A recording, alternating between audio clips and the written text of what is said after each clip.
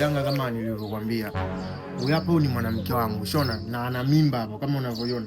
Lakini mwanamke mimi ananisumbua sana usiku. Yaani mara ananiagiza hiki, mara ananiagiza hiki. Mganga, mimi nachoka. Sasa mganga, mimi nimekuita yeye hapa. Mimi nataka hiyo mimba hiyo ihamishie huko. Nataka nisikie huo uchungu unaosikia yeye na mimi usikie. Na mimi nataka nimwagize nimkomeshe. Unahitaji ile mimba itoke kwake? Nataka mimba itoke kwake ije kwangu mganga. Ije kwako. Yaani ije kwangu na mimi niwe na mimba. Jesus!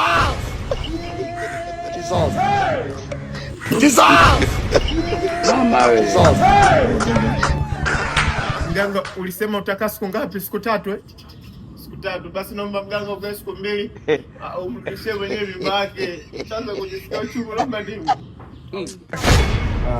Mganga bwana, nimefurahi kuhamisha hii mimba kutoka kwa mke wangu kuja kwangu.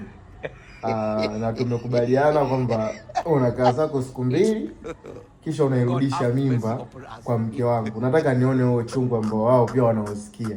Au unasemaje mke wangu? Sawa, haina shida. Basi ngoja tukapumzike mganga. Wewe basi utalala hapo. Mombali nanga. Kasongo mbona wewe? Songa libala. Kumanina. Kasongo mbona wewe? 2 days later. Mganga. Unajani huo? Mganga. Kumanina. Aujourd'hui aussi c'est un autre jour. Mganga wewe. Daila.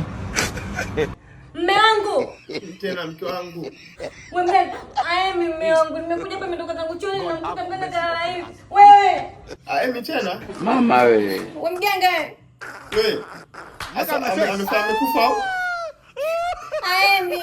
Wewe mganga, naomba uamke mganga, please yake Mungu, naomba uhamishe kitumbo yake kwake, mnajisikia uchungu mganga.